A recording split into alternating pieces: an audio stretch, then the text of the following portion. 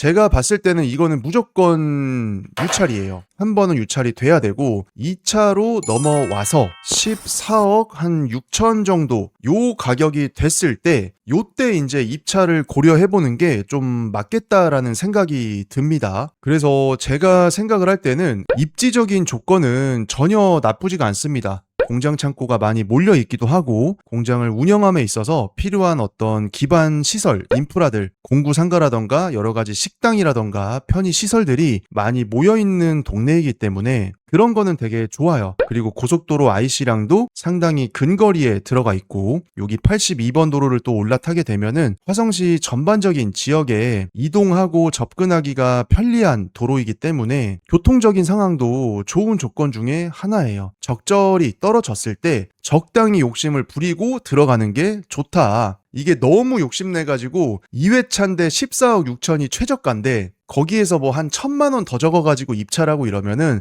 사실상 그냥 법원 한번 구경하러 갔다 오는 것밖에 안 됩니다. 그러니까 너무 싸게 살려고 욕심을 부리면은 낙찰이 또 힘든 물건이에요. 이런 물건들이.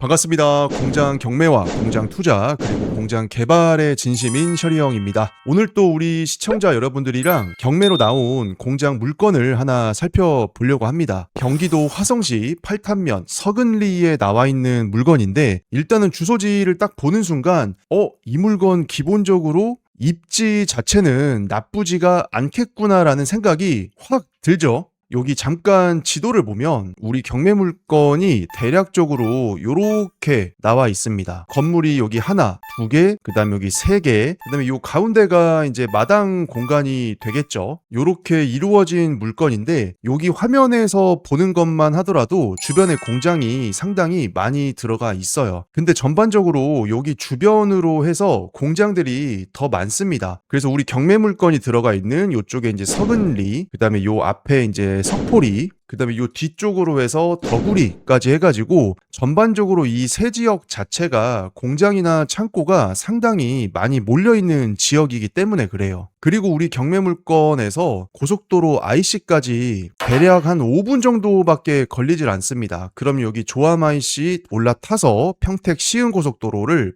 바로 또 탈 수가 있기 때문에 공장을 운영하는 입장에서 출근이나 교통이나 뭐 물류나 이런 거 하시기에는 나쁘지가 않은 위치구나라는 거를 단번에 알 수가 있어요. 사실 우리가 이제까지 요 근방에 요 화면 안에 보이는 공장들만 하더라도 경매 물건으로 나온 건수들이 지난 몇 년 동안 상당히 많이 있었고 정말 물건에 이상한 하자가 없지 않는 이상은 신건 아니면은 한 차례 유찰된 회차에서 대부분이 다 낙찰이 됐었던 지역들이죠. 그래서 오늘 살펴볼 물건 역시도 입지적인 어떤 그런 조건들은 상당히 좀 유리한 물건 중에 하나다라는 거를 알 수가 있습니다.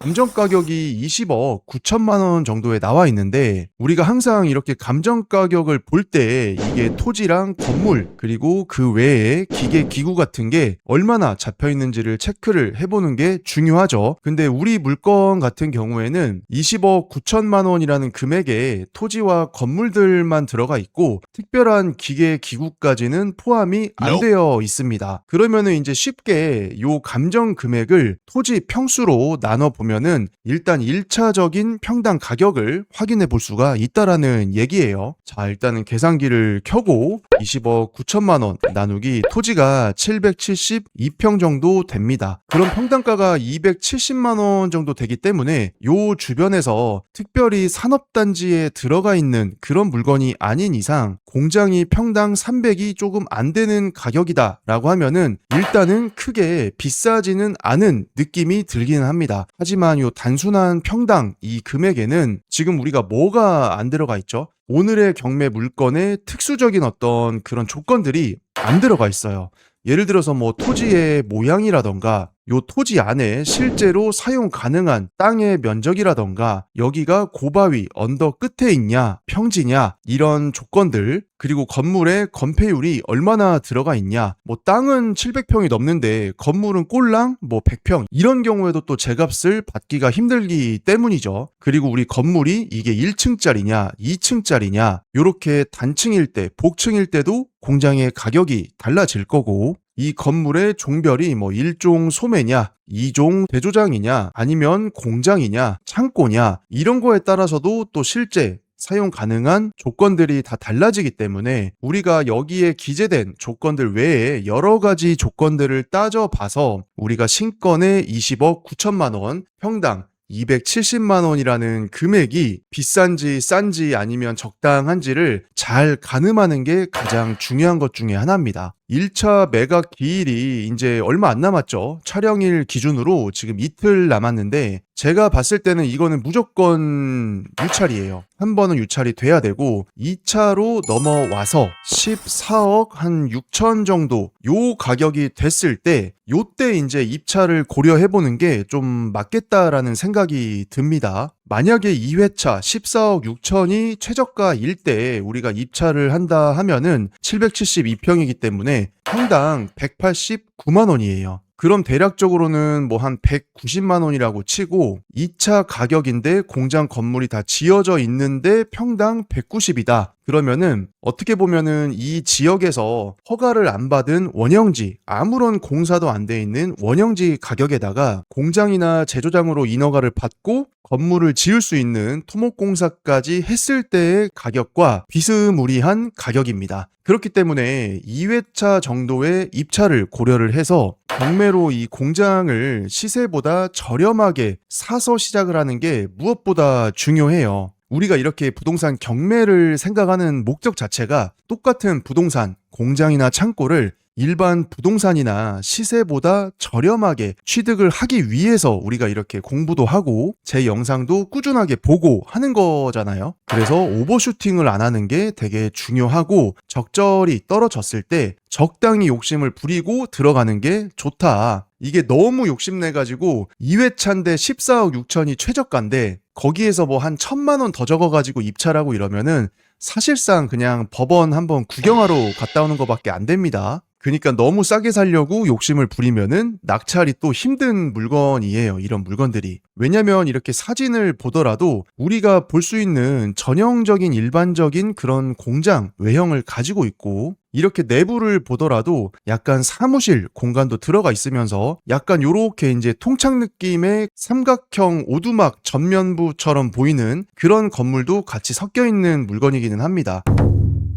요 밑에 내려가서 토지랑 건물 현황을 한번 간략하게 살펴보면 공장 건물이 앉아있는 본부지 역할을 하는 게 5필지가 들어가 있고 그 앞에 이제 도로 필지가 하나가 들어가 있습니다. 그렇게 해서 총 6개의 땅으로 구성돼서 나온 경매 물건이에요. 참고적으로 이제 지목이 공장 용지도 있고 이렇게 대지도 껴 들어가 있는데 요 2개가 이렇게 다른 거는 별다른 의미는 없어요. 이것도 왜 어떤 거는 공장 용지고 어떤 거는 대지냐라고 설명하면은 시간이 좀 부족하니까 일단 결론적으로 우리가 물건을 분석하고 공장을 임대 주거나 매매로 하는 데 있어서는 전혀 이상은 없는 그런 구성이라고 보시면 됩니다. 대신 중요한 게 토지의 용도 지역이죠. 여기는 계획관리 지역의 토지이기 때문에 일단은 공장이나 창고 하기에는 상당히 좋은 자리이다. 그래서 용도 지역상으로는 오케이다. 도로 필지의 넓이 자체도 40평 정도밖에 안 됩니다. 전체 나온 구성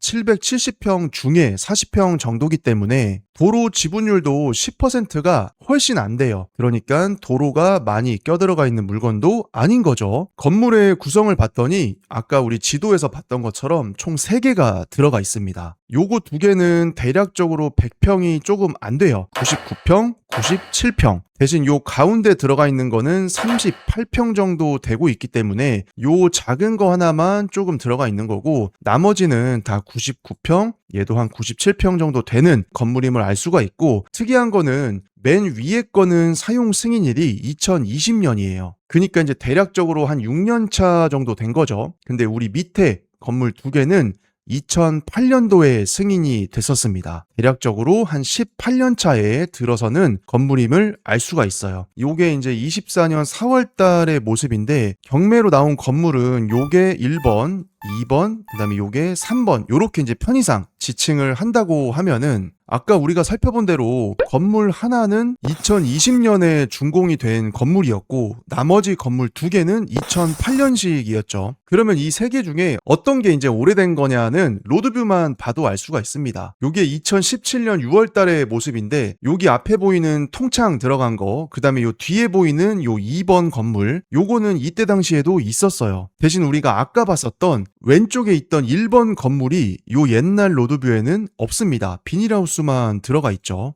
그렇게 하다가 2020년 12월 로드뷰를 보니까 요때 이 건물이 이제 새로 생겼습니다. 그러면은 얘가 2020년에 준공이 됐던 거고 요 2번, 3번 2개는 2008년에 준공이 됐었던 오래된 건물이구나라는 거를 바로 확인을 할 수가 있어요. 임차인 현황을 보면 지금 서류상으로 기록되어 있는 임차인은 3분이 들어가 있기는 한데 어차피 여기 2분은 대항력이 없습니다. 사업자 등록일이 말소기준 등기보다 느리기 때문에 그렇죠. 대신 여기 맨 위에 계신 분은 사업자 등록일이 2019년 8월이기 때문에 일단은 대항력이 있다라고는 나와 있어요. 근데 우리가 근저당 설정일을 살펴보면 요게 이제 말소 기준 등기죠. 이때가 22년 8월 말입니다. 그럼 현재 소유자 분이 소유권을 가져오면서 같은 날에 은행 대출을 받아서 잔금을 냈다라는 얘기인데 우리가 이제 은행의 대출의 그 생리를 한번 이해를 해보면 22년 8월 말일자로 근저당 대출을 실행을 해주는데 만약에 은행보다 빠른 대항력 있는 임차인이 진성으로 들어가 있었다라고 하면은 은행에서는 이런 거를 되게 싫어하죠. 그리고 점유 기간도 일단 등재돼 있는 걸 기준으로는 21년 8월 27일까지였습니다. 그리고 점유하는 그 임대차의 면적도 3.3 제곱미터예요. 그러면은 평수로는 한 평이라는 얘긴데 이쯤 되면은 이게 과연 대항력이 있는 임차인인지에 대한 여부가 어느 정도 느낌이 확 오시죠. 그 외에 말소기준 등기 이하로는 등재된 권리들이 여러 가지가 있기는 한데 다 후순위 권리들이기 때문에 소멸되는 권리들입니다. 그러면 권리 분석상에 특별히 어려움은 없는 물건이겠구나라는 거를 알 수가 있어요. 그리고 우리 시청자 여러분들 한 가지 더 주의하실 점이 여기 화면 안에 보이는 공장들이 지금 상당히 많잖아요. 그리고 네이버 부동산을 찾아보면 우리 경매물건 주변으로 해서도 일반 매매로 나와 있는 물건들이 이 지역에도 좀 많이 있거든요. 근데 매물 나와 있는 가격을 보면 이 공장의 평당 가격 자체가 상당히 좀 범위가 넓게 나와 있습니다. 어떤 거는 300 중반 후반에 나와 있기도 하고 어떤 물건들은 300만 원 초반에 나와 있기도 하고 이 단순한 평당가 금액이라는 게 상당히 좀 범위가 넓게 나와 있어요. 그리고 그런 현상은 이 화면 안에 보이는 물건들 뿐만이 아니라 이 전반적인 지역들을 봤을 때 같은 입지 상황이라고 하더라도 나와 있는 매매 가격의 그 평당 가격이 상당히 많이 벌어져요. 몇십만 원에서 100만 원 이상 벌어지는 것들도 많이 있습니다. 그래서 시세 기준을 좀 잡기가 어려운 경우들도 있습니다. 그래서 한 가지 팁을 좀 드리자면 각각의 그 매물 그리고 그 실거래 가격 이게 물건마다의 특수성이 얼마만큼 들어가 있는지를 잘 보셔야 돼요. 왜냐면 모든 공장들이 동일 조건의 동일 스펙 이리 보고 저리 보고 위에서 보고 아래에서 보고 옆에서 봐도 다 똑같은 조건이다. 그러면은 가격이 다 똑같아야 맞잖아요.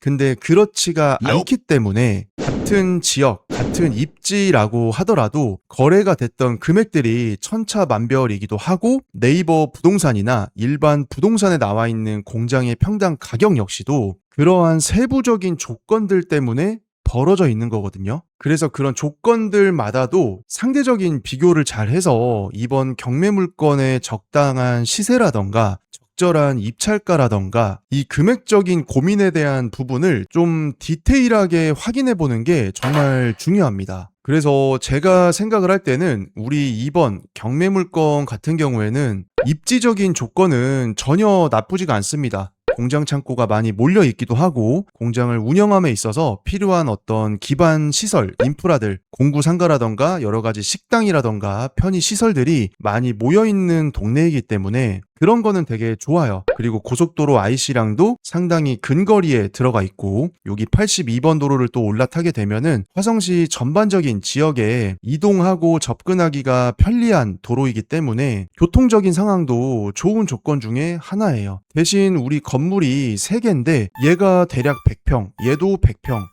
요 밑에 건물이 한 40평 정도 된다 치면은 합쳐보면 240평 정도 되는 연면적을 가지고 있는 공장들이죠. 그러면 어느 정도 평수, 그 사이즈가 있는 공장이기 때문에 이런 공장에서 가장 중요한 것 중에 하나는 진입하는 도로의 여건입니다.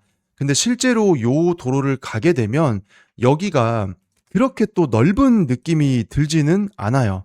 물론 이제 트럭들 다니고 조금 더 큰 트럭들 다니고 이런 거는 문제는 없는 도로이기는 하지만 시각적으로 봤을 때 그렇게 또 200 몇십 평짜리 공장을 편안하게 쓸 정도의 넓은 7, 8m 도로 이런 느낌은 아닌 거 요게 한 가지 저는 개인적으로 조금 걸리기는 해요. 근데 어차피 여기까지는 폭이 상당히 넓고 여기 앞에서 살짝 조금 이제 좁아지는 느낌이기는 하기 때문에 그런 점들만 조금 주의를 하시면 좋을 것 같습니다. 공장 경매에 대해서 좀 더 디테일하고 깊게 공부하고 싶으신 분들은 이번 달 말에 공장 경매 마스터반 2기를 모집을 시작을 하거든요. 제가 운영하는 단톡방이나 제 유튜브 그리고 블로그 등에도 상세한 강의 모집 공고가 올라가면 또 공지를 드릴 거기 때문에 이번 기회를 통해서 공장 경매 그리고 올해 2026년도에는 좋은 공장, 내 실사용에 맞는 공장이라던가 부동산 투자의 하나로서 공장 창고 경매를 도전해보고 싶다 하시는 분들은 곧 올라갈 공장 경매 마스터반 2기 모집 공고를 또 참고해주시면은 도움이 엄청 많이 되실 것 같습니다. 자, 여러분들 2026년이 어느덧 왔어요. 작년 1년도 정말 빨리 지나간 느낌이 들거든요. 작년과 재작년까지 해서 최근 2년 동안 저한테 오셔가지고 강의를 수강하시고 공부를 하셨던 수강생 분들 중에 대략적으로 한 40채가 넘는 공장을 이제까지 다 투자를 했던 것 같습니다. 그 중에는 당연히 경공매 건도 있고 일반 매매 중에 초금매가의 공장을 매입하신 수강생 분들도 계시고 토지를 사서 공장 창고로 인허가를 받고 내가 쓸 공장을 지어서 들어가신 수강생 분도 계시고 실사용 목적으로 공장을 짓고 계신 수강생 분들도 계십니다. 해서 저도 돌아보면은 지난 몇 년 동안 공장 개발이나 공장 경매, 공장 투자를 열심히 해왔던 투자자 중에 한 명이기도 하고 또 제 강의에 오셔서 좋은 위치에 좋은 가격으로 좋은 공장을 매입하시고 투자하신 수강생 분들도 정말 많아요. 이런 좋은 기운들이 2026년 올해 한 해 동안에도 꾸준하게 이어져서 제 방송을 보시는 우리 구독자 여러분들 그리고 시청자 여러분들 정말 좋은 공장, 좋은 가격에 저와 함께 잘 투자하셔가지고 성공적인 한 해가 되셨으면 정말 좋겠습니다.